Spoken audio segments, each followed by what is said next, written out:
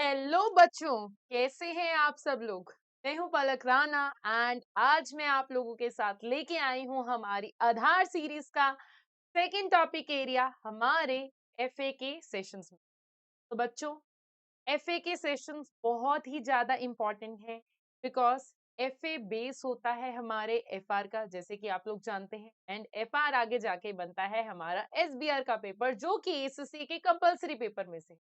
अब बहुत सारे स्टूडेंट्स का ये है कि मैम एसएससी जर्नी स्टार्ट करनी है, बट हमें स्टार्ट करने से पहले थोड़ा सा ब्रशअप भी चाहिए कि एसएससी के नॉलेज लेवल के सब्जेक्ट्स में आखिर है क्या। दूसरा, कुछ बच्चों को जो है सिलेबस तो हो गया है, बट उनको अब फटाफट से सारा फास्ट ट्रैक रिवीजन चाहिए सभी के सभी टॉपिक एरियाज में। तो बच्चों, आप ही को ध्यान में रखते हुए ये सीरीज में कंटिन्यू चल रही है। एंड आज जो है हम अपना सेकंड टॉपिक एरिया कवर करने वाले हैं, जो कि है elements of financial statement and double entry book keeping. बच्चों, आज के सेशन में आगे बढ़ने से पहले आप लोगों को एक बात मैं फिर से याद करा दूं। जो भी स्टूडेंट इस सेशन में या फिर इस जैसे सारे सेशंस के नोट्स के बारे में बात कर रहे हैं कि मैम आप जो ये पीपीटी पढ़ा रहे हो, क्या हमें ये नोट्स मिलेंगे? जी हाँ, बिल्कुल आपको ये नोट्स अवेलेबल होंगे। और ये नोट्स आपको कहाँ मिलेंगे? आपको उसके लिए कहाँ जाना है? पीडब्ल्यू लाइव में जाना है। हमारे पीडब्ल्यू लाइव में जो है कोर्स को देखना है। आधार कोर्स में आपको जो है ये विजिबल होगा। बच्चों, कोर्स का मतलब ये बिल्कुल भी नहीं है कि ये चार्जेबल है, ये टोटली फ्री ऑफ कॉस्ट है। एंड आप हमारी सारी की सारी वीडियोस आधार बैच की free of cost unlimited times देख सकते हैं। इन नोट्स को डाउनलोड कर सकते हैं, यूज कर सकते हैं अपने रिवीजन के लिए या फिर कंसेप्चुअल क्लैरिटी के लिए। तो चलिए फिर आज के सेशन को आगे बढ़ाते हैं। एंड आज का टॉपिक एरिया जो कि है elements of financial statement and double entry book keeping में पढ़ते हैं। पिछले सेशन में हमने पढ़ा था financial reporting and financial statement के बारे में। अच्छा, तो एक और बात क्लैरिफिकेशन के लिए आपको मैं बता दूं कि मैम ये जो सेशन है, ये जो भी टॉपिक एरियाज हैं, इनका बेस क्या रहेगा? हम जो है एसएससी स्टडी हब को ही हमारे सारे के सारे सेशंस में बेस में लेते हैं, चाहे वो हमारे पेड सेशन हो, चाहे हमारे आधार बैचेस हो। तो यस, ये सारे के सारे टॉपिक एरियाज का जो रेफरेंस है स्टडी हब से ही लेके किया गया है। तो आप लोग जो है सिलेबस को लेके जो है बेफिक्र हो जाइए, सब कुछ एसीसी से अलाइन है।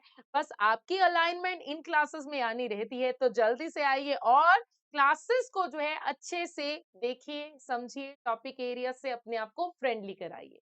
तो देखिए, आज के सेशन में मैम हम क्या-क्या करने वाले हैं। देखिए, हम सब जानते हैं कि हमारे एफए का जो है लिंक होता है 11th एंड 12th स्टैंडर्ड के अकाउंट्स के साथ, और थोड़ा सा एडवांस वर्जन बीच में कुछ चैप्टर्स में आता है। तो यस, अब 11th स्टैंडर्ड यानी कि बेस ऑफ अकाउंट्स, उस हम कुछ बेसिक चीजें समझते हैं। अब चाहे आप एसएससी नहीं भी कर रहे बट कॉमर्स फील्ड में इंटरेस्ट रखते हैं, बिकॉज कॉमर्स तो देखिए हर एक को, बिजनेस हो, सर्विस हो, रूटीन लाइफ में हो, सबको काम आती ही, और खास करके जब बात आती है अकाउंट्स की। तो आज हम यही करने वाले हैं, बेसिक्स को समझने वाले हैं। और उन बेसिक्स में हमारे पास सबसे पहले क्या आता है? एसेट, लायबिलिटी एंड इक्विटी के बारे में इंफॉर्मेशन आती है। तो एसेट क्या होता है, लायबिलिटी क्या होती है, इक्विटी क्या होती है, हम इस सब के बारे में करेंगे। हम इनकम एंड एक्सपेंसेस के बारे में पढ़ेंगे। एंड एसेट एक्सपेंडिचर और नॉर्मल एक्सपेंडिचर में भी कुछ डिफरेंस होता है, ये भी हमने सुना था। हमने डुअलिटी कंसेप्ट के बारे में भी सुना है मैम, उसके बारे में भी आपने बताना है। तो ये सारी बेसिक बातें जो कि आपको अकाउंट्स के लिए कहते हैं ना पिलर्स, ये अकाउंट्स के पिलर्स हैं, जो कि आज के सेशन में हम जो है कवर करने वाले हैं। तो चलिए फिर इन पिलर्स के बारे में बात करते हैं। इन पिलर्स में सबसे पहले बात आती है, जब कभी भी बिजनेस की हेल्थ, देखिए हमारे डॉक्टर्स तो डॉक्टर होते हैं, बट फाइनेंशियल स्टेटमेंट की हेल्थ को चेक करने के लिए बात आती है अकाउंटेंट्स की। और आप जो है फ्यूचर अकाउंटेंट्स, अब किसी भी कंपनी की फाइनेंशियल हेल्थ को जानना है, तो उसके लिए हम जो है कंपनी की फाइनेंशियल स्टेटमेंट देखते हैं। और उन फाइनेंशियल स्टेटमेंट में सबसे पहले बात आती है हमारी बैलेंस शीट की। देखिए, बैलेंस शीट को देख के ना कंपनी के बारे में बहुत कुछ पता चल जाता है। और हमारे जैसे लोग जब कभी भी किसी भी कंपनी में इन्वेस्ट करने के बारे में सोचते हैं ना, तो पहले ये देख लेते हैं कि कंपनी के पास एसेट लायबिलिटी है या नहीं है। अब मैम, ये एसेट लायबिलिटी आप तो बहुत बार यूज करते हो, ये भी क्या है, डिटेल में बताइएगा। बिल्कुल बताएंगे, आज के सेशन में वो सब कुछ बताएंगे। तो देखिए, स्टेटमेंट ऑफ फाइनेंशियल पोजीशन, जिसको हम अपनी रूटीन लैंग्वेज में बैलेंस शीट के नेम से जानते हैं, हम इसके बारे में भी करेंगे। तो अब बैलेंस शीट हमें क्या बताता है, दैट व्हाट बिजनेस ओज एंड व्हाट बिजनेस ओज, एंड दैट मीन्स कि इससे हमें क्या पता चलता है, बिजनेस के ओनर का इंटरेस्ट पता चलता है कि बिजनेस ओनर्स में लाइक जो भी उनको क्या क्या इंटरेस्ट है कंपनी के पॉइंट ऑफ व्यू से, हम वो समझते हैं। एंड मैम बैलेंस शीट जो होती है कभी भी बना ली जाए, जी नहीं, इसको बनाने के लिए कोई स्पेसिफिक डेट होती है। नॉर्मली ये क्या होती है, रिपोर्टिंग डेट होती है, रिपोर्टिंग डेट होती है। तो मैम ये रिपोर्टिंग डेट क्या होती है, यानी कि ईयर एंड का टाइम होता है। नॉर्मली तो हम यही करते हैं, बट यस कभी रिक्वायरमेंट्स अलग होती हैं तो और बात है, बट बैलेंस शीट जो होती है ईयर एंड पे ही बनाई जाती है। तो अब बैलेंस शीट यानी कि हमारी स्टेटमेंट ऑफ फाइनेंशियल पोजीशन के कुछ एलिमेंट्स होते हैं, जी हाँ कुछ एलिमेंट्स होते हैं, और उन एलिमेंट्स में सबसे पहले बात आती है हमारे एसेट्स। अब एसेट क्या होता है? देखिए, आप सब लोग जो हैं कहीं न कहीं अगर अपने रियल लाइफ में एसेट्स को यूज़ करते हैं, एंड जल्दी से कमेंट बॉक्स में बताइए कि एसेट जो हैं आपको क्या-क्या पता है, एंड उनकी डेफिनिशंस के अलावा एसेट्स के कुछ एग्ज़ाम्पल भी पता है, तो जल्दी से अपने रिप्लाईज़ यहाँ पर दे दीजिए। तो देखिए एसेट क्या होता है, that is something being controlled by the business. पहला देखिए एसिड की डेफिनेशन होने के लिए ना सबसे पहला मेजर एलिमेंट क्या होना चाहिए, कंट्रोल होना चाहिए। और वो कंट्रोल जब हुआ है ठीक है, बट वो बना है या मेरे पास आया है जस्ट बिकॉज ऑफ पास्ट में ऐसा कुछ हुआ था उसके कारण ये हुआ है, एंड उस एसिड से हमें फ्यूचर में कोई ना कोई बेनिफिट होने वाला है, तब जाके बात आती है एसिड। तो ठीक है, तब तो थोड़ा सा और सिंप्लीफाइड बताइए ना, बिल्कुल। देखिए, अब एसिड के एग्जाम्पल के फॉर्म में अगर मैं आपको बताऊं तो मैं बोल सकती हूँ लैपटॉप, फोन, होम, स्टॉक। अभी मैं बहुत सिंपल लैंग्वेज वाले वर्ड जो है यूज कर रही हूँ। अब देखिए आपकी, या फिर सपोज करो जैसे अभी ये मेरे हाथ में ये फोन, ठीक है मेरे हाथ में फोन है, आपने कहा कि मैम मुझे अपना फोन दे दीजिए, मैंने आपको अपना फोन दे दिया।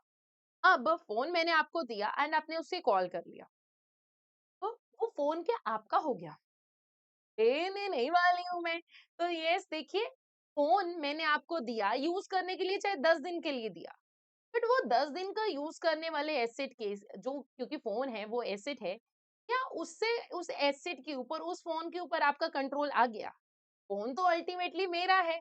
तो दैट मीन्स कि सबसे पहले आपका उस एसेट के ऊपर कंट्रोल होना चाहिए। अब मेरे फ़ोन के ऊपर मेरा कंट्रोल है। क्यों है? क्योंकि पास्ट में मैंने इसको पैसे देके खरीदा था।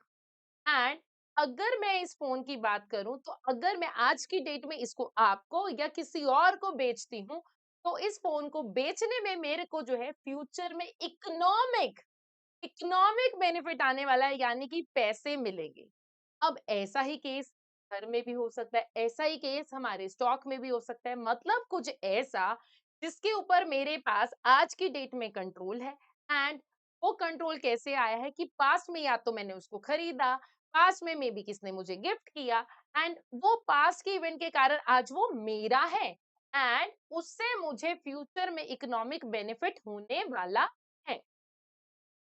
दैट मीन्स अगर इसको सिंप्लीफाइड वे में बोला जाए तो एसेट क्या होते हैं, कोई भी रिसोर्स जिसके ऊपर हमारी मल्कियत है, ऑनरशिप है, ठीक है, एंड साथ साथ क्या होना चाहिए, कंट्रोल होना चाहिए, जिससे हमें क्या होगा, फ्यूचर में पैसे कमाने में हेल्प मिलेगा।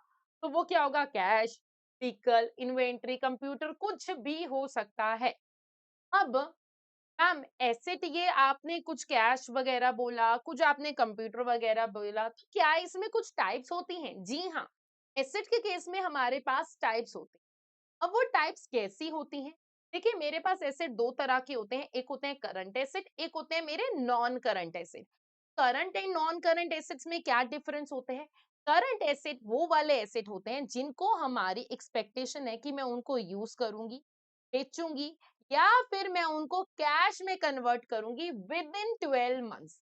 ठीक है, आने वाले 12 महीनों के अंदर अंदर या तो मैं उनको यूज कर रही हूँ, या तो मैं उनको बेच कर रही हूँ, या फिर उनको कन्वर्ट कर रही हूँ कैश में। कन्वर्ट कर रही है कैश में मतलब, देखिए मैं उसको बेचूंगी, जैसे कि इन्वेंट्री है, इन्वेंट्री का मतलब क्या होता है, स्टॉक, ठीक है, इसको क्या बोलते हैं, स्टॉक। रिसीवेबल क्या होते हैं? हमारे डेटर्स होते हैं। डेटर्स क्या होते हैं? हम किसी बच्चे को हो सकता है नहीं पता हो, अगर मैंने किसी से पैसे लेने हैं, ठीक है, पैसे लेने हैं, अब आपने मुझसे पैसे लेने हैं, तो दैट मीन्स आपके लिए फ्यूचर में वो एसेट है, कल को मैं आपको पैसे दूंगी तो आपके पास पैसे आ जाएंगे। तो दैट मीन्स कि करंट एसेट क्या होते हैं? वो ऐसे एसेट होते हैं, या तो मैं उनको यूज कर रही हूँ, बेच रही हूँ या कन्वर्ट कर रही हूँ कैश में विद इन 12 महीने के अंदर अंदर, हमारे रिपोर्टिंग डेट से, यानी कि बैलेंस शीट डेट से। अब इसमें मेरे पास कैश, बैंक, इन्वेंट्री, रिसीवेबल, ये सारी चीजें होती है, यानी कि 12 महीने का टाइम बहुत ज्यादा नहीं हो। दूसरी तरफ हमारे पास आते हैं हमारे नॉन करंट एसेट। अब ये नॉन करंट एसेट क्या होता है?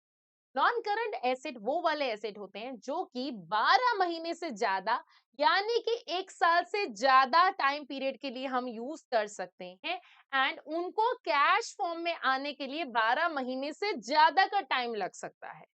अब ये नॉन करंट एसेट में हमारे पास टेंजिबल और नॉन टेंजिबल, इनटेंजिबल वर्ड भी बोलते हैं उसको, फॉर्म में आ सकते हैं। अब टेंजिबल, टेंजिबल मींस जिसको मैं टच कर सकती हूँ, जैसे कि अब मैं फोन है उसको मैं टच कर सकती हूँ, ठीक है, मैं देख सकती हूँ। तो टेंजिबल वो होते हैं जिसको मैं टच कर सकती हूँ, यानी कि इसमें क्या बोल सकते हैं? फिजिकल एसेट जिसको मैं टच कर सकती हूँ। अब इसमें एग्जाम्पल की तरफ से हम क्या कर सकते हैं? मशीनरी हो गया, व्हीकल हो गया, बिल्डिंग हो गया, फर्नीचर हो गया, ये सारे क्या होते हैं? मेरे नॉन करंट एसेट की टेंजिबल आइटम्स के अंदर जो है कवर होते हैं। ठीक है, नॉन करंट एसेट के टेंजिबल आइटम्स में जो है कवर होते हैं। नाउ दूसरी तरफ मेरे पास क्या होते हैं? Intangible asset. इनटेंजिबल मतलब जिसको मैं टच नहीं कर सकती, ठीक है, कान टच, यानी कि इनकी क्या होती है? फिजिकल फॉर्म नहीं हो सकती, मैं देख नहीं सकती। अब जैसे कि अब हमारे पास सॉफ्टवेयर है, पेटेंट है, ब्रांड नेम है, ट्रेडमार्क है, गुडविल है, ठीक है, तो ये सारे क्या होते हैं? मेरे इनटेंजिबल एसेट होते हैं। हम अब फिर इनसे हमें कैसे फायदा मिलता है? देखिए, जैसे आपको पता होगा बहुत बार क्या होता है, और बहुत बार क्या ये होता ही है, सॉफ्टवेयर बिकते हैं तो सॉफ्टवेयर से जो है लोग जो है कमाई करते हैं। पेटेंट मींस कि मैंने ये पेटेंट, दवाइयों के केस में पेटेंट होता है कि ये इसकी अब ये मैंने पेटेंट कर लिया, ये फॉर्मूला कोई और नहीं कर सकता। बुक्स के केस में कॉपीराइट वगैरह होता है कि ये इसकी, इसको कोई कॉपी नहीं कर सकता, ये वाला डाटा कोई और नहीं लेके आ सकता। मीन्स कि उसके बिकने से मुझे लॉन्ग टर्म टाइम पीरियड से मुझे फायदा आता रहेगा। ठीक है, दैट इज मेरा इंटेंजिबल एसेट, एंड इसमें हमारी गुडविल भी कवर होती है।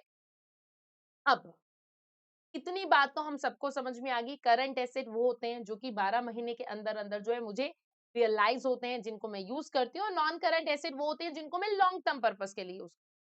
टेंजिबल वो होते हैं जिनको मैं फिजिकल फॉर्म में देख सकती हूँ, और इंटेंजिबल वो होते हैं जो कि फिजिकल फॉर्म में नहीं होते, यानी कि ना मैं उनको देख सकती हूँ, ना मैं उनको टच कर सकती हूँ। तो इसी में भी सिंपल सी बात है, अगर कोई लैपटॉप मैं यूज कर रही हूँ अपने ऑफिस में, वो मेरा टेंजिबल नॉन करंट एसेट है। मशीनरी है, वो मेरा टेंजिबल नॉन करंट एसेट है। सॉफ्टवेयर लाइसेंस है, लाइसेंस सॉफ्टवेयर, ये इंटेंजिबल नॉन करंट एसेट है। बट अगर इन्वेंट्री है, इन्वेंट्री मतलब क्या हो गया? मेरा स्टॉक हो गया, तो मेरे पास ये स्टॉक है और स्टॉक मेरे पास पड़ा है कि मैंने इसको बेचना है, तो वो मेरे करंट एसेट की डेफिनेशन में जो है कवर हो जाएगा।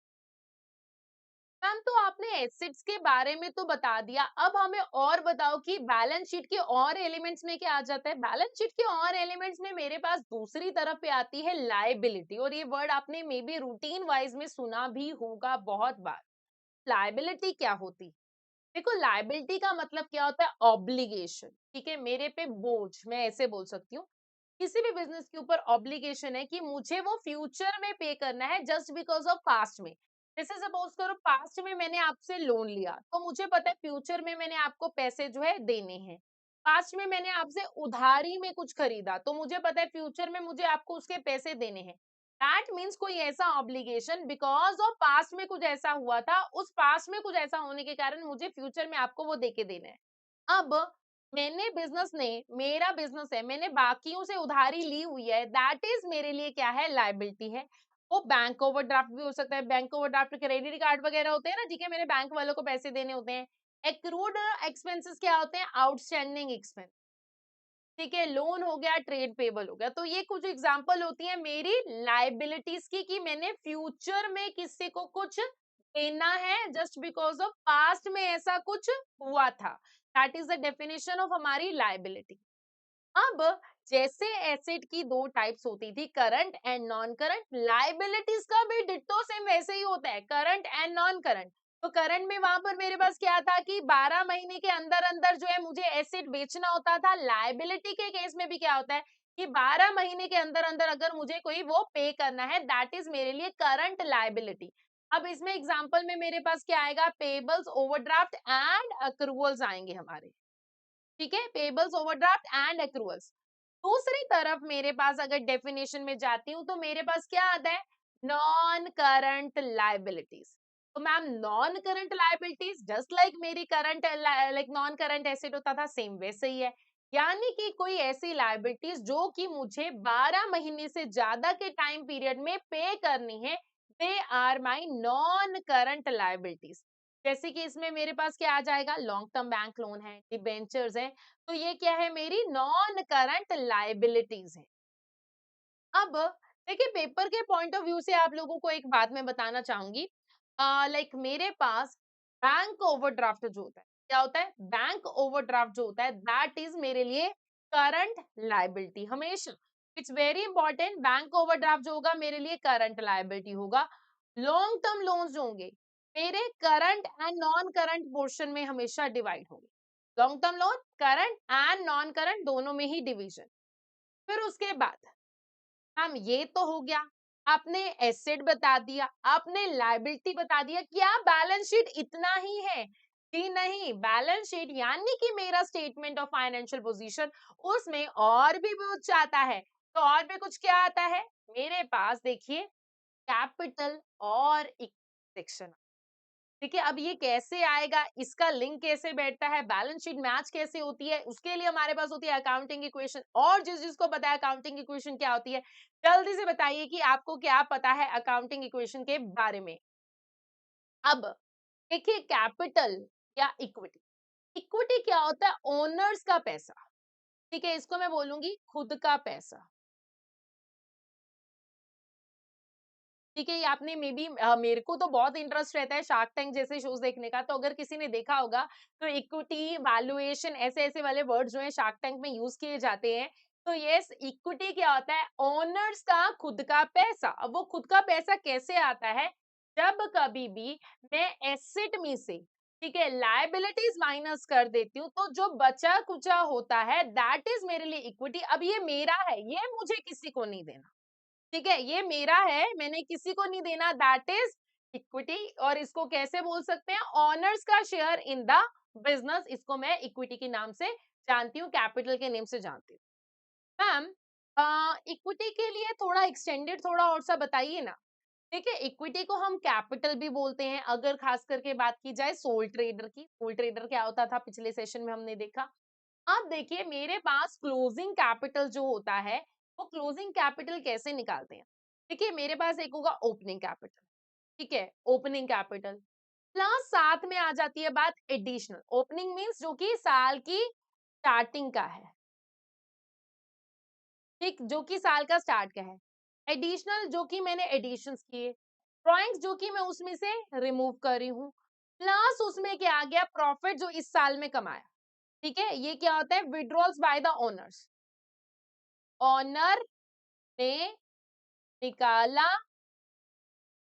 For personal purpose. जिसको नहीं पता, मैं सब कुछ देख रही हूँ।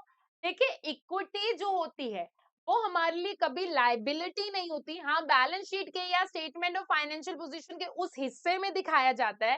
बेसिकली ये होता क्या है कि बिजनेस ने अपने ऑनर को जो देना है, तो वो उस वाले पॉइंट ऑफ व्यू से इसको ऐसे देखा जाता है। एंड जब कभी भी ड्रॉइंग्स आते हैं ना, ड्रॉइंग्स मतलब पैसा निकालना, ड्रॉ करना, है ना, तो वो उससे क्या होता है, मेरी जो है कैपिटल कम हो जाती है, क्योंकि मैंने पहले ही निकाल रही है। बट जब प्रॉफिट आएगा तो प्रॉफिट के आने से क्या होगा, कैपिटल बढ़ेगा, मैंने कमाई की तो और बढ़ जाएगा। तो ये हमारे फाइनेंशियल स्टेटमेंट यानी कि स्टेटमेंट ऑफ फाइनेंशियल पोजीशन हमारी बैलेंस शीट का फंडा होता है। ठीक है मैम, ये बात तो समझ में आ गई। अब मेरे पास फाइनेंशियल स्टेटमेंट का दूसरा हिस्सा भी है। अब उस दूसरे हिस्से को क्या बोलते हैं, एसओएफपी यानी कि स्टेटमेंट ऑफ फाइनेंशियल पोजीशन। यानी कि लाइक के दूसरे हिस्से में क्या आता है, मेरा statement of P and L, ठीक है, statement of financial position, balance sheet and so P and L क्या हो गया मेरा, पी एंड एल अकाउंट। अब profit and loss account, profit कैसे आता है, मैंने खर्चे किए, कमाई हुई, कमाई में से खर्चे माइनस कर दिए, तो जो बच गया वो मेरे लिए प्रॉफिट है। अगर कुछ नहीं बचा, मेरी पॉकेट से अपने आप से जा रहा है, तो वो नुकसान है। ऐसा ही होता है ना। तो yes, statement of P and L में, यानी कि पी एंड एल अकाउंट जो होता था हमारा, उसमें हम क्या दिखाते हैं, मैंने जो भी इनकम की, इनकम अर्न किया, एंड उसमें से जितने भी मेरे खर्चे हुए वो खर्चे में माइनस कर देती हूँ, एंड देन उसके बाद मेरे पास क्या आ जाता है, प्रॉफिट या लॉस आ जाता है, बचा कुचा। तो अगर मैं बात करूं इनकम माइनस मेरे एक्सपेंसेस, तो मेरे पास क्या आ जाएगा, प्रॉफिट आ जाता है। ठीक है। अगर ये उल्टा होता है तो मेरे पास क्या आता है, लॉस आ जाता है। तो ये इसका फंडा कुछ इस तरीके से चलता है। नाउ अब आगे बढ़ते हैं। मैम, फाइनेंशियल स्टेटमेंट की तो आपने बेसिकली बैलेंस शीट के तो एलिमेंट्स के बारे में आपने बता दिया। अब आप कुछ हमें पी&एल के एलिमेंट्स के बारे में भी, बिल्कुल जी बिल्कुल, पी&एल के एलिमेंट्स के बारे में भी बताते हैं। पी&एल में मैंने आपको क्या बोला, इनकम माइनस एक्सपेंसेस। अब हम इनकम में मेरे पास क्या क्या आएगा, देखिए इनकम क्या होती है, मेरे बिजनेस में इक्विटी को इंक्रीज करती है। जब इनकम मतलब कमाई, ठीक है, इनकम मतलब अगर मैं बताऊं अर्निंग, या इसको मैं बोलूंगी कमाई। तो जब कभी भी इनकम होगी तो मेरे बिजनेस की कमाई होगी। अब इनकम जब होती है ना, तो मेरी इक्विटी इंक्रीज होती है। इक्विटी मींस ओनर का खुद का कैसा जो है बढ़ता है। अब इसकी एग्जांपल, इनकम आती कहाँ से है, देखिए मैंने कुछ सेल किया तो मुझे इनकम हुआ, मुझे कुछ कमीशन मिला, कमाई, बेसिकली कमाई is मेरे लिए इनकम। ठीक है, कमाई is मेरे लिए इनकम, सिंपल सी लैंग्वेज, कुछ भी नहीं है। अब देखिए, अगर बाय चांस बिजनेस में मेरे ओनर ने खुद से कुछ लगाया ना, उसको मैं इनकम नहीं कहूँ। ठीक है, मेरे ओनर ने बिजनेस में खुद से कुछ लगाया, वो हमारे लिए इनकम नहीं है।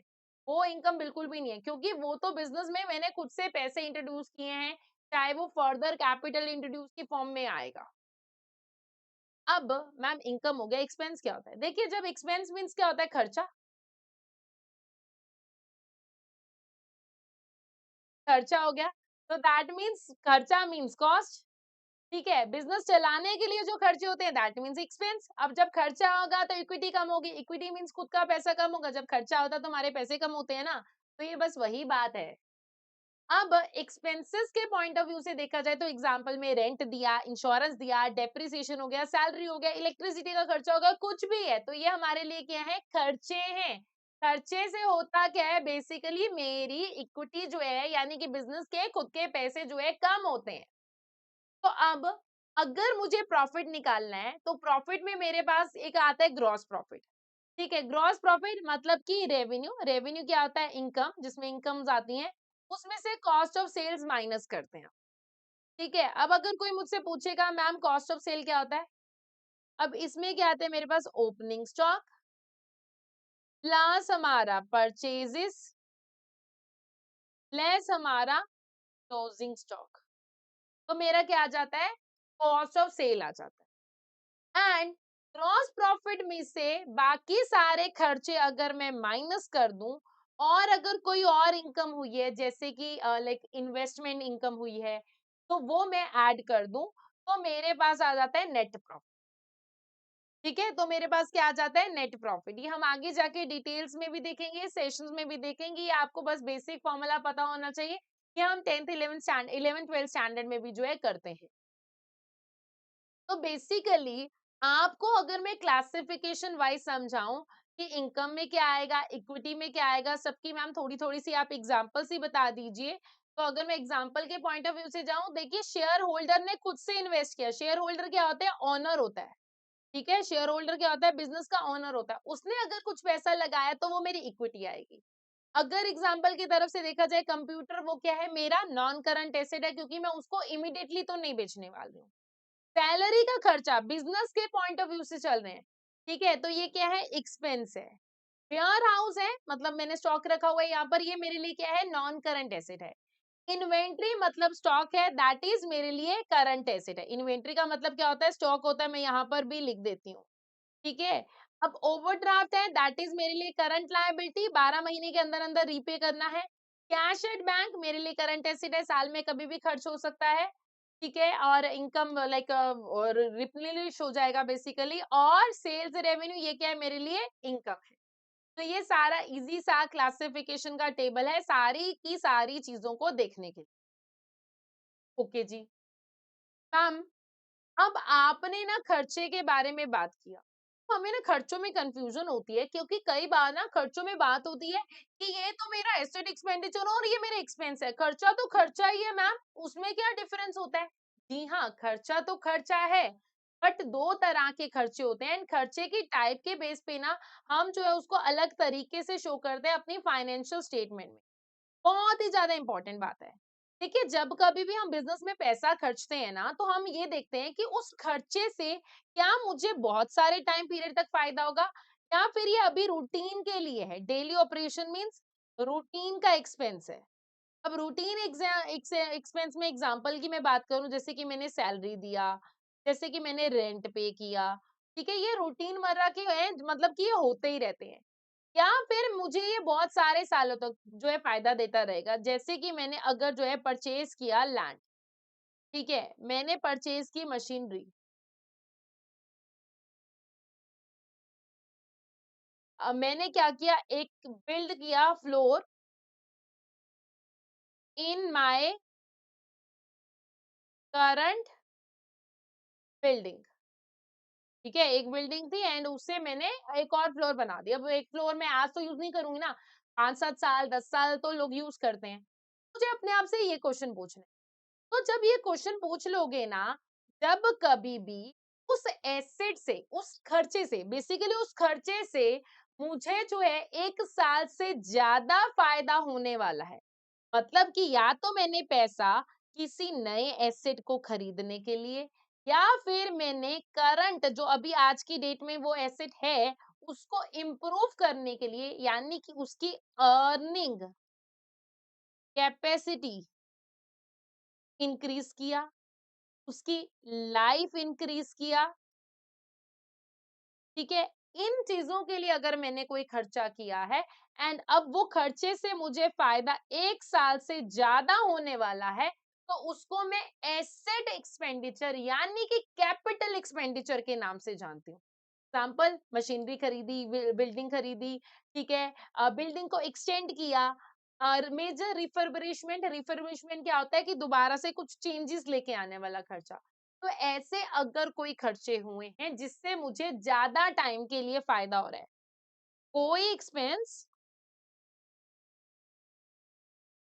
जिससे मुझे ज्यादा टाइम के लिए बेनिफिट हो रहा है, उसको मैं कैपिटल एक्सपेंडिचर। और अगर कोई कैपिटल एक्सपेंडिचर है, तो उसको मैं अपनी स्टेटमेंट ऑफ फाइनेंशियल पोजीशन यानी कि मैं अपनी बैलेंस शीट में दिखाऊं। ठीक है, उसको मैं अपनी स्टेटमेंट ऑफ फाइनेंशियल पोजीशन यानी कि मैं अपनी बैलेंस शीट में। दूसरी तरफ मेरे पास होता है रेवेन्यू एक्सपेंडिचर का खर्चा, जिसको मैं नॉर्मल एक्सपेंस बोलती हूँ। Revenue means income. अब आपको कि मैम रेवेन्यू तो इनकम है, फिर आप इसको खर्चा क्यों बोल रहे हो?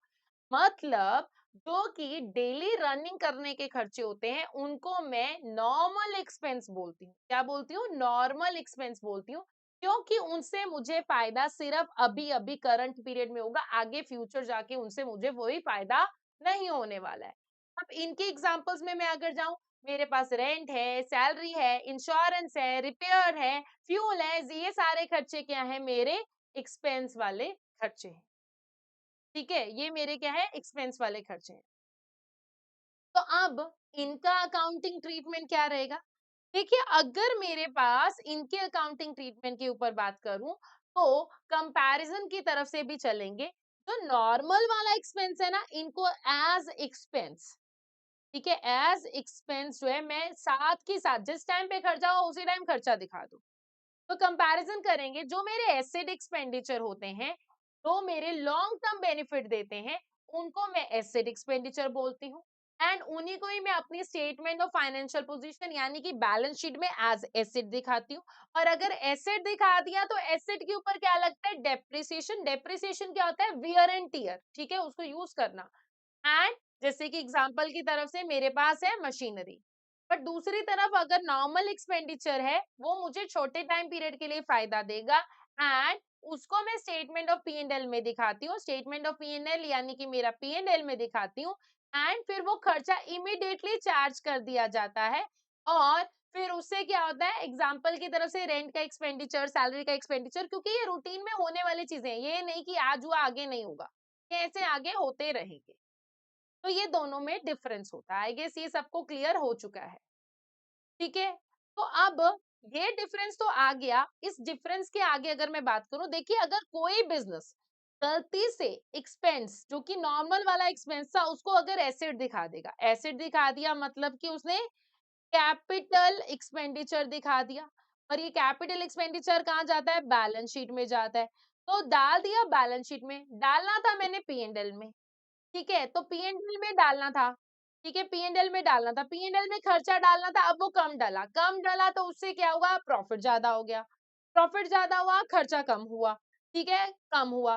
एंड उसके कारण क्या होगा, मेरी फाइनेंशियल स्टेटमेंट मिसलीडिंग होगी, क्योंकि वो ट्रू पिक्चराइजेशन नहीं दिखाएंगी, वो दिखा रही होंगी कि हमारे पास एसेट है, बट एक्चुअल में मेरे पास एसेट तो है ही नहीं, ठीक है। तो ये दोनों में डिफरेंस होता है, ये बात आप लोगों को समझने की जरूरत है।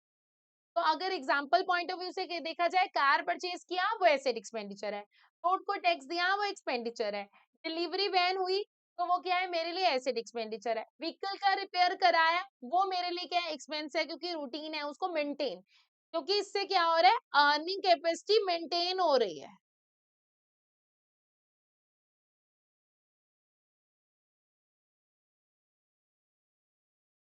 ठीक है। बट अगर कोई ऐसा होता है जिससे कि अर्निंग कैपेसिटी इनहांस होती है, इनहांस मींस बढ़ना, या फिर लाइक जो है कि उसकी लाइफ बढ़ना, तो क्या होता है, हमारा एसेट एक्सपेंडिचर हो, मंथली रेंट दे रहे हैं, एक्सपेंडिचर है। तो ये सिंपल सी एग्जांपल्स हैं जो कि आपको पता होनी चाहिए, ठीक है मैम। ये तो अब आपने हमें बता दिया मैम। एक ना लाइक फाइनेंशियल स्टेटमेंट में हम ना एक ड्युअलिटी कंसेप्ट सुनते हैं। बिल्कुल, ये तो हमारा बेस है।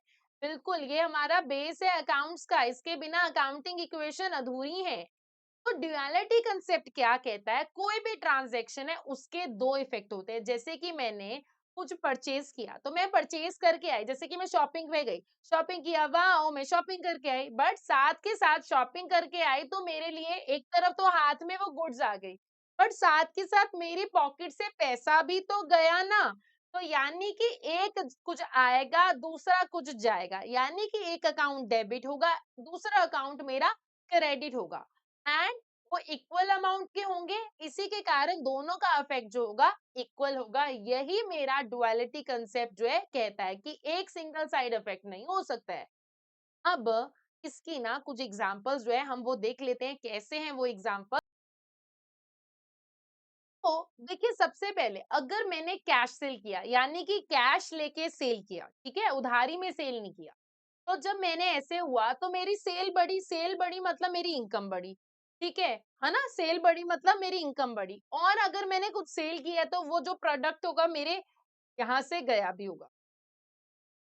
क्रेडिट सेल की मतलब मैंने उधारी पे सेल की, तो सेल तो बढ़ी, बट उधारी बढ़ी, उधारी पे किया तो यानी मेरा रिसीवेबल बढ़ा। रिसीवेबल क्या है, मेरा डेटर है, ठीक है। ऐसे ही मैंने कुछ कैश में परचेज किया, तो मैं कुछ खरीद के लेके आई, बट वो खरीद के लेके आई तो साथ साथ मेरा कैश भी कम हुआ। क्रेडिट परचेज किया तो मेरे हाथ में प्रोडक्ट तो आया, बट मेरे हाथ से कैश नहीं गया, बट पेबल तो बड़ा। पेबल क्या होती है, मेरे लिए लायबिलिटी होती है, आज नहीं तो कल तो मैं पैसे दूंगी दूंगी। अब अगर मैंने लोन लिया, लोन लिया तो मैंने पैसे मेरे पास आए, ठीक है, लोन आया, लोन बढ़ गया, बट मेरा बैंक अकाउंट भी बढ़ गया। तो ये दो चीजें जो है इफेक्ट ऐसे देती हैं। अब मेरे पास बात आती है अकाउंटिंग इक्वेशन की। अकाउंटिंग इक्वेशन क्या होता है, मेरा बेस है, फाउंडेशन ऑफ अकाउंटिंग है, इट्स माय बेस। तो अब यहाँ पर बात आती है एसेट्स की। तो एसेट क्या होते हैं? देखिए एसेट क्या होते हैं? Liabilities plus equity, capital, capital बोलो, इक्विटी बोलो, आप ऐसे जैसे भी बोल, ये बहुत ही इंपॉर्टेंट है। एंड ये इसीलिए हमेशा जो है ये मैच ही होगा, ठीक है, ये हमेशा मैच ही होगा। अब मेरी जो अकाउंटिंग इक्वेशन है, यानी कि asset is equal to liability plus capital. अब मैम इसको हम आगे भी लेके जा सकते हैं। जी हाँ, लेके जा सकते हो। देखिए एसेट, ठीक है, एसेट का भी डेबिट साइड होता है। ड्राइंग्स प्लस एक्सपेंडिचर, ये सारे क्या है? मेरे डेबिट साइड वाली चीजें हैं। अब दूसरी तरफ capital plus liability plus income, ये सारी चीजें जो है मेरी क्रेडिट साइड वाले हैं। तो ये दोनों हमेशा इक्वल मैच होने वाली इक्वेशंस रहती हैं। अगर मैच नहीं हो रहा है दैट मीन्स कहीं ना कोई कमी है हमारे पास, ठीक है। तो ये तो कमी तो चलो मैम हम पता कर लेंगे। अब आप हमें जो है कुछ और बेसिक जो है चीजें बताइए इसके बारे में। बिल्कुल आपको जो है कुछ बेसिक बातें और मैं इसमें बताना चाहूंगी। आपको जो है मैं कुछ इंपॉर्टेंट फॉर्मूला जो है इसके रिगार्डिंग भी बताना चाहूंगी, जो कि हमारे इसमें जो है काफी ज्यादा यूज होते हैं। तो देखिए आपको पता है कि asset is equal to liability plus capital, तो वो आगे पीछे हम कर सकते हैं, है ना, तो ये इक्वेशन मैच हो जाएगा।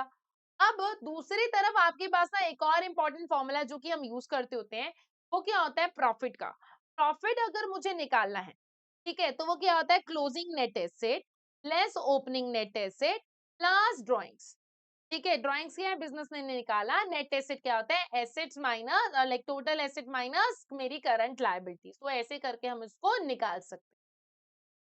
फॉर्मूलाज याद होने चाहिए।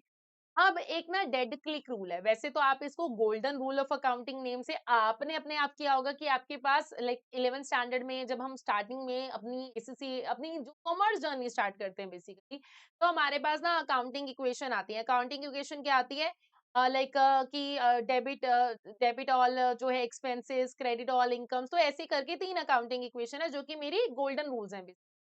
तो उसी को ही एक फैंसी तरीके से एससीसी में देखा जाता है कि मेरे को क्या करना है? डेड क्लिक, ठीक है। डेड क्लिक क्या है रूल?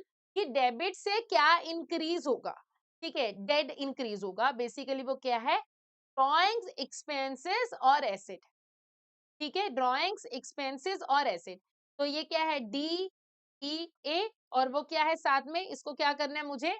डेबिट करना है, ठीक है। तो ड्रॉइंग्स होगा, एक्सपेंसेस होंगे, एसेट, ये अगर बढ़ रहे हैं, ठीक है, ये अगर इंक्रीज हो रहे हैं, कि ये अगर ये तीनों अगर इंक्रीज हो रहे हैं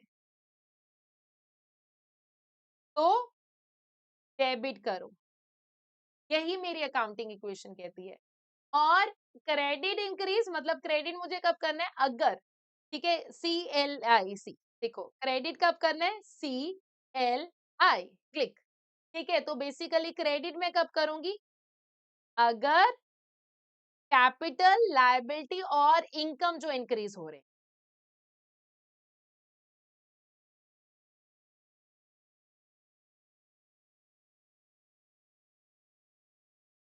ठीक है। और वाइजा वर्सा जो है इनके जो है कम होने पे हम जो है वाइजा वर्सा वाला रूल जो है कर लेते हैं। तो ये बहुत ही सिंपल है। अब मैम ये सिंपल बात तो आपने बता दी। तो अब यहाँ पर आपने पहले एक और बात बोला था कि मेरे पास ड्युअलिटी कंसेप्ट चलता है। जी हाँ, ड्युअलिटी कंसेप्ट इसी के साथ ही लिंक हो जाता है। वो कैसे लिंक होगा? कि जब मेरे पास, देखिए, हर एक कोई भी ट्रांजैक्शन होती है, हर एक ट्रांजैक्शन की एक डेबिट एंट्री होती है, एक क्रेडिट एंट्री होती है, और दोनों एंट्रीज जो है इक्वल होनी चाहिए। तो ये मेरी एंट्री सिस्टम चलता है, दोनों अमाउंट इक्वल होनी चाहिए।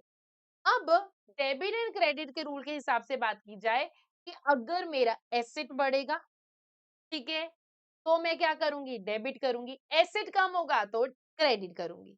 लायबिलिटी बढ़ेगी, क्रेडिट करूंगी। लायबिलिटी कम होगी तो क्या करूंगी? डेबिट करूंगी। तो यही उसी का ही मेरा डेट क्लिक का रूल है। आप इसको देख सकते हैं कहाँ कहाँ मैं जो है लाइक जो है डेबिट कर रही हूँ इंक्रीज होने, ठीक है। तो ये वही है एसेट, देखिए एसेट, और उसके बाद मेरा एक्सपेंस, उसके बाद मेरा लाइक ड्राइंग्स, तो इनकी इंक्रीज पे। तो यहाँ पर मेरे क्या है? डेबिट है, एंड बाकी जो है मेरे वाइजा वर्जा रूल्स है। बहुत ही सिंपल है, बहुत ही ज्यादा बेसिक है। अब देखिए आपके पास ना कुछ डबल एंट्रीज की एग्जांपल हैं, क्योंकि देखिए वैसे तो डबल एंट्रीज हम जो है अपने कॉलेज में, अपने जो है स्कूल में अच्छे से करते आए हैं, बट इसको एक छोटी सी लाइक कुछ एग्जांपल्स कह लीजिए, उसकी हेल्प से जो है हम समझते हैं कि क्या क्या डबल एंट्री है।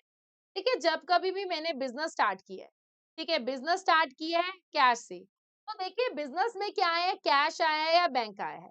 दूसरी तरफ कैपिटल आया है, ठीक है, तो वो कैपिटल का क्रेडिट बैलेंस होता है कैश बैंक टू कैपिटल। अब अगर मैंने कोई इक्विपमेंट खरीदा और वो कैश से खरीदा, इक्विपमेंट मतलब एसेट, एसिड है तो एसेट अकाउंट डेबिट, क्यों मेरे कैश से खरीदा तो मेरा कैश जा रहा है तो कैश या बैंक क्रेडिट। सप्लायर को दे रही हूँ, तो सप्लायर को दे रही हूँ तो उस वाले केस में क्या आएगा, कैश जा रहा है तो क्रेडिट, एंड ट्रेड पेबल जो कि मेरे सप्लायर हैं, उधारी पे कुछ खरीदा है तो परचेजेस, तो पेबल्स, पेबल्स क्या है, क्योंकि मेरी लायबिलिटी है, ठीक है, पेबल्स क्या है, मेरी लायबिलिटी है। एंड अगर जो है मैं अपने कैश परचेज कर रही हूँ, तो परचेज किया, ये मेरे के लिए परचेजेस क्या है, एक्सपेंस है, एक्सपेंस क्या होता है, डेबिट होता है, और कैश परचेज है वो, इसीलिए कैश कम हुआ है, ठीक है, तो इसलिए उसको क्या किया, क्रेडिट किया। और अगर क्रेडिट सेल हुई है तो उस क्रेडिट सेल होने पे रिसीवेबल बढ़ेगा, रिसीवेबल मेरे लिए क्या है, एसेट है, तो एसेट हुआ इंक्रीज, एंड सेल मेरी क्या होती है, इनकम होती है, तो इनकम का बढ़ना मेरे लिए क्रेडिट होता है। तो ऐसे ही ये मेरी डबल एंट्रीज जो है वर्क करती हैं, एंड हम जो है डबल एंट्रीज बेस में 11 स्टैंडर्ड में करते हैं। अगर आप सिंपलीफाइड वे में अगर समझो इसको, कि डेबिट साइड कब आती है, जब मेरा एसेट बढ़ता है या एक्सपेंस बढ़ता है, क्रेडिट साइड में क्या चीजें आती हैं, जब मेरी इनकम बढ़ेगी, लायबिलिटी बढ़ेगी, या क्रेडिट जो है कैपिटल बढ़ेगा। अदरवाइज वाइसा वर्सा मींस ऑपोजिट रूल है, इस पे चलेगा, एंड हमारी ट्रांजेक्शन जो है होती रहेगी। आई गेस आप सबको सारा समराइजेशन मिल गया है कि एसेट क्या होते हैं, मेरा रिसोर्सेज जो कि मेरे कंट्रोल में है, लायबिलिटीज जो कि मेरी ऑब्लिगेशन है, इक्विटी यानी कि ऑनर इंटरेस्ट यानी कि बिजनेस के खुद का पैसा, ठीक है, इनकम से मेरी इक्विटी बढ़ती है, और एक्सपेंस से मेरी इक्विटी जो है बिजनेस की खुद का जो है पैसा जो है कम होता है, एंड कैपिटल एक्सपेंडिचर वो होता है एक ऐसा खर्चा जिससे मुझे लॉन्ग टर्म में फायदा होता है, एंड इसीलिए मैं इसको क्या दिखाती होती हूँ, शो एज एसेट।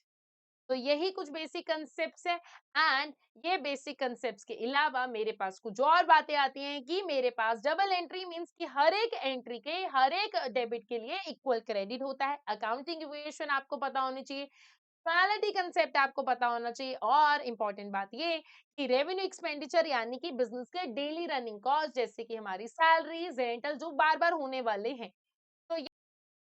तो अब हमने अकाउंटिंग इक्वेशन के रिलेटेड बहुत सारे कंसेप्ट्स तो सीख ही लिए हैं। अब इस कंसेप्ट्स को टेस्टिंग करने की बारी आती है, एंड टेस्टिंग कैसे करेंगे हम, अकाउंटिंग इक्वेशंस की प्रैक्टिस करके। तो चलिए फिर अब कुछ क्वेश्चन एंट्रीज जो है प्रैक्टिस कर लेते हैं, और डबल एंट्रीज को समझ लेते हैं कि इन पर्टिकुलर ट्रांजेक्शन्स के लिए क्या क्या डबल एंट्री जो है सूटेबल बैठेगी।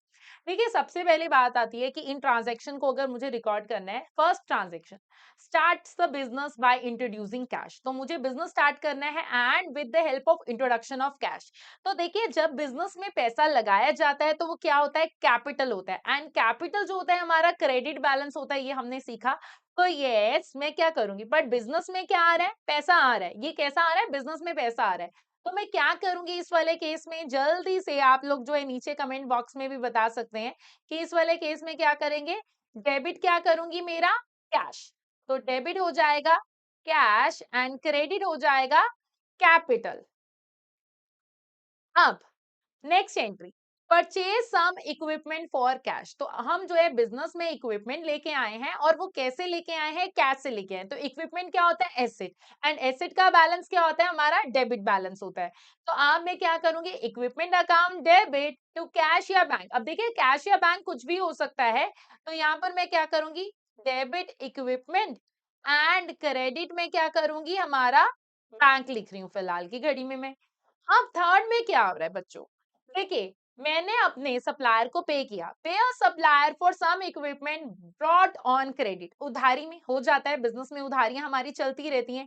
तो अब उधारी है तो मेरे लिए क्या है, मेरे को मैंने क्या किया है, मेरा बट अब यहाँ पर देखिए मैं क्या करूं, मैं अपने सप्लायर को पे कर रही हूँ किसी इक्विपमेंट के लिए जो कि क्रेडिट में खरीदा गया था। अब टाइम आ गया पे करने का, तो अब अगर टाइम आ चुका है पे करने का, तो हम उस वाले केस में क्या कर रहे हैं, उसके पैसे पे कर रहे हैं। तो अब उसके लिए मुझे क्या करना पड़ेगा, ट्रेड पेबल। ठीक है, तो अब मैं क्या करूंगी, डेबिट ट्रेड पेबल। क्यों, क्योंकि इसका नॉर्मली बैलेंस क्या होता है, हमारा क्रेडिट बैलेंस होता है, और अगर मैं उसको खत्म कर रही हूँ तो उल्टा करना पड़ता है। एंड क्रेडिट कैश, क्योंकि मेरी पॉकेट से कैश या बैंक जो है जा रहा है। तो ये होगी मेरी थर्ड एंट्री। ठीक है जी, अब हम आगे बढ़ते हैं हमारी फोर्थ एंट्री की तरफ, देखते हैं क्या है। तो फोर्थ एंट्री क्या कहती है, purchase goods for resale on credit. तो देखिए परचेज गुड्स, तो ये गुड्स है बिजनेस के लिए, तो मैं क्या करूंगी, डेबिट क्या करूंगी, मेरा परचेजेस। एंड क्रेडिट क्या करूंगी, क्योंकि ये उधारी पे है, तो यहाँ पर आ गया ट्रेड पेबल्स। नाउ नेक्स्ट, मैंने गुड्स खरीदी रीसेल के लिए, बट अब ये क्या है, कैश में है, तो ये सिंपल सी बात है। अब यहाँ पर क्या रहेगा, फिफ्थ एंट्री में डेबिट परचेजेस क्रेडिट कैश। तो देखिए बच्चों, ये बेसिक अकाउंट्स है, ये आप 11th स्टैंडर्ड में भी सीखते हो, बट हमें पता होना चाहिए। अब अगर मैं क्या कर रही हूँ, नेक्स्ट एंट्री देखते हैं, सेल्स गुड्स ऑन क्रेडिट। अब मैंने क्या किया, गुड्स बेची है एंड उधारी पे बेची है।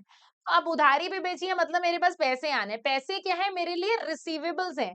ठीक है, तो मैं सिक्स्थ वाले केस में मैं क्या करूंगी, डेबिट करूंगी रिसीवेबल, एंड क्रेडिट करूंगी क्या, हाँ जी, तो सेल्स, क्योंकि सेल्स क्या है मेरा इनकम, और इनकम को मैं क्या करती होती हूँ, क्रेडिट करती होती हूँ। एंड अब अगर मैं आगे बढ़ूं, मेरा नेक्स्ट क्या है, सेल्स गुड्स फॉर कैश। मैंने गुड्स बेची और कैश में बेची, तो अब मेरे पास क्या आ रहा है, कैश आ रहा है ना, तो डेबिट कह दिया कैश, एंड क्रेडिट मैं क्या कर रही हूँ, सेल्स। ठीक है, तो कैश टू सेल्स, अब मेरी एंट्री होगी ये।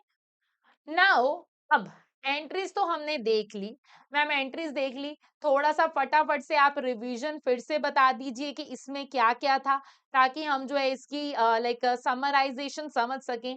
तो बच्चों मैं जल्दी से आपको बता देती हूँ कि मेरे पास 5 एलिमेंट्स होते हैं फाइनेंशियल स्टेटमेंट के, यहाँ पर हमने पढ़ा था। ठीक है, एलिमेंट्स ऑफ, ठीक है, तो हमारी फाइनेंशियल स्टेटमेंट के, तो फाइनेंशियल स्टेटमेंट के एलिमेंट्स हैं हमारे पास, 5 एलिमेंट्स है। तो जिस जिसने पढ़ लिया उसको पता होगा कि हमने पढ़ा था एसेट लायबिलिटी इक्विटी, ये तीनों कितने होते हैं, एसओएफपी के। एंड देन उसके बाद मेरे पास इनकम एंड एक्सपेंसेस होते हैं, ये किसके होते हैं मेरे, एसओपीएल के। तो ये हो गए मेरे एलिमेंट्स।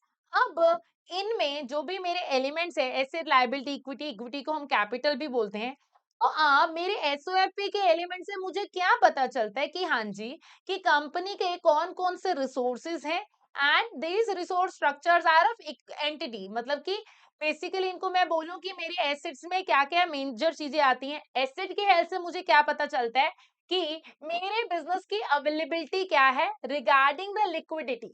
ठीक है, लिक्विडिटी ऑफ अवेलेबल रिसोर्सेज। देखिए अब मेरे पास अगर एसेट है तो बिजनेस में यूज हो रहे हैं, एंड एक बात याद रखना, जो करंट वाले एसेट होते हैं हम अलग से दिखाते हैं।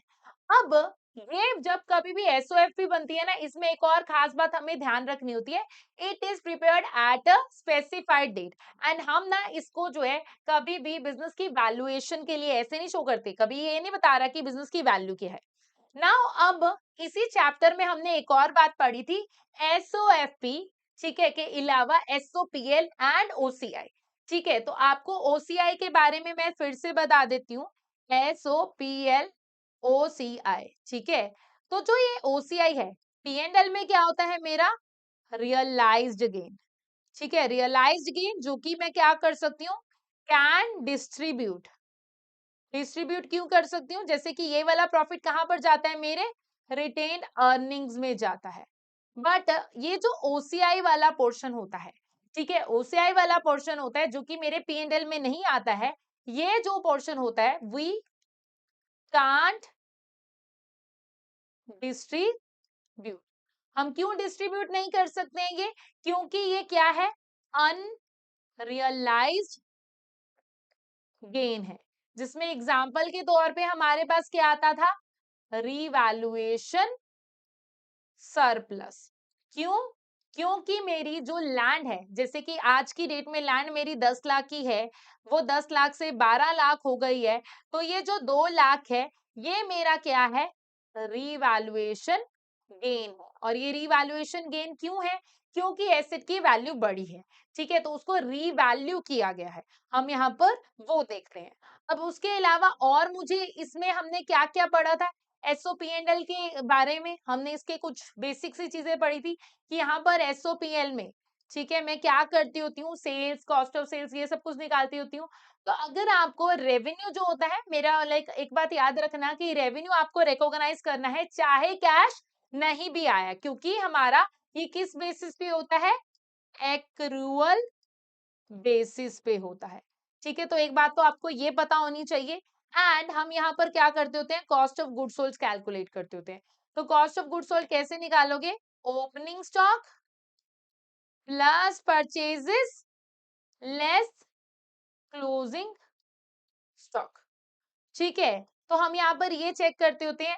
एंड एक बात और, मोस्ट इंपॉर्टेंट, कि यस, कि किसी भी टाइम ऑफ पॉइंट पे, एट एनी पॉइंट, आपके पास क्या होना चाहिए? अगर मैं यहाँ पर देखूं तो total asset is equal to, ठीक है, इक्विटी प्लस टोटल लायबिलिटी। ये बहुत इंपॉर्टेंट है, ये हमारी अकाउंटिंग इक्वेशन है।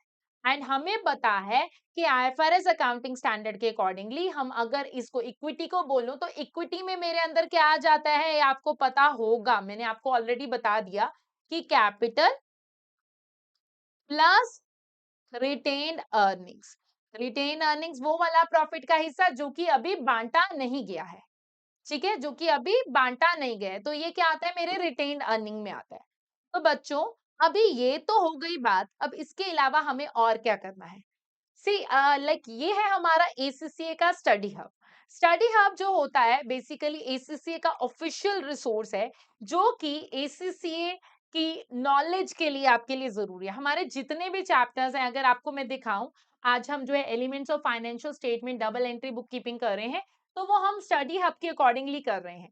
जो भी रजिस्टर्ड स्टूडेंट्स हैं एसीसीए के, उनको स्टडी हब का एक्सेस जो है अवेलेबल है। एंड अगर आप जो है एसीसी की एफए की प्रिपरेशन कर रहे हो, तो ये मेरे लिए एक मस्ट मस्ट मस्ट रिसोर्स है, जिसको मैं कभी भी इग्नोर नहीं करूंगी। एसीसी स्टडी हब एक ऐसा रिसोर्स है। अब एसीसी स्टडी हब में हमारे पास क्या क्या होता है उसके बारे में बात कर लेते हैं। हमारे पास यहाँ पर फ्लैश कार्ड्स भी है, हमारे पास यहाँ पर थ्योरी पढ़ने का कंटेंट भी है। And just to let you know, हम हमारी रेगुलर क्लासेस में स्टडी हब को ही बेस लेके मानते हैं।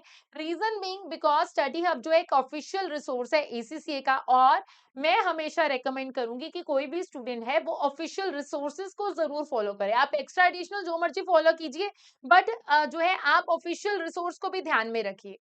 अब उसके अलावा आपको बच्चों और क्या करना है? आज आज हम एक छोटा सा टास्क और करते हैं। एंड वो टास्क में मेरे पास क्या है? क्विज, ठीक है? तो आज हम ना चैप्टर 2 का क्विज करते हैं, ताकि आपको आइडिया भी लग जाए कि क्विज कैसे किया जाता है। देखिए, मैंने क्विज पे क्लिक किया और मैं स्टार्ट क्विज पे क्लिक कर रही हूँ। तो ये बहुत ही अच्छा रिसोर्स है, जिससे कि हमें पता चल जाता है कि हम कितने टाइम पीरियड में कवर कर रहे हैं, ताकि हम अपनी स्पीड को भी अच्छे से मैनेज कर सकते हैं। एंड क्वेश्चन प्रैक्टिस के लिए ही बहुत ही अच्छा रिसोर्स है ये। तो आप देखिए, मैं चैप्टर 2 के क्विज पे आती हूँ और फर्स्ट क्वेश्चन करते हैं।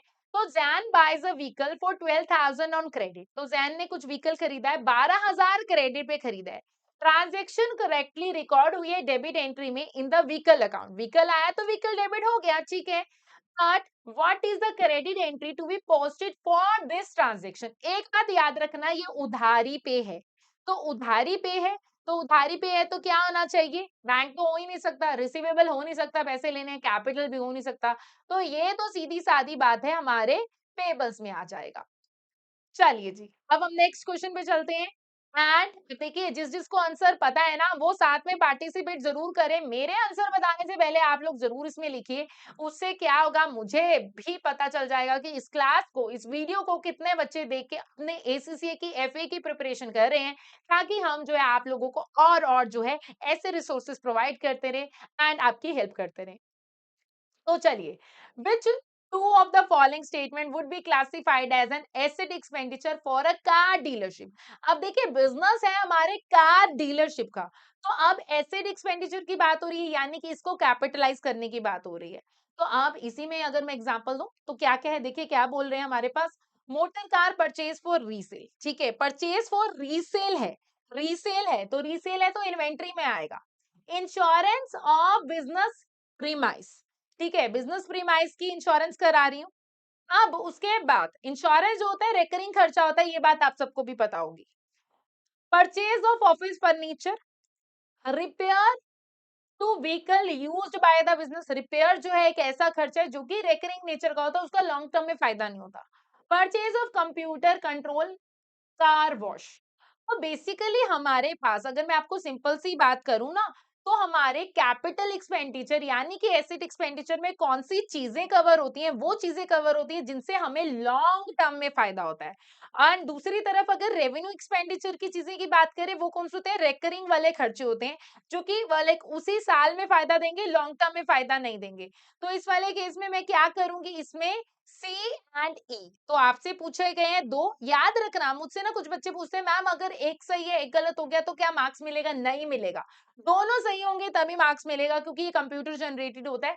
तो अदरवाइज आप अगर एक सही कर रहे हो एक गलत कर रहे हो तो मार्क्स नहीं मिलने वाला है। Now which of the following statement is correct.